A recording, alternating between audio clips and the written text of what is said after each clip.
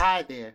In this section, you are going to learn how to define a distance formula, and you will also learn how the distance formula is used to find the distance between two given points. So let's begin. Distance formula. Let us consider a point P x1 y1 and point Q x2 y2 on the coordinate plane. In order to explain how we get the distance formula, I'm going to consider a graph and then I will graph these 2 points. So this is my graph. Let this be my x-axis and this is my y-axis. I'm going to consider a point P. So this is my point P x1 y1 denoted by this point right here, and let us consider point Q. So this is my point Q. I'm going to connect these 2 points P and Q, and I have to find the distance PQ, which is basically denoted by lowercase d or a small letter d. Now let's drop a perpendicular from point P. So this is my perpendicular PS, and let's do the same from point Q. So this is my QT. Let's drop a perpendicular from point P to QT. So this is my point R. As you can see, the coordinate of point P is x1 y1 and coordinate of point Q is x2 y2.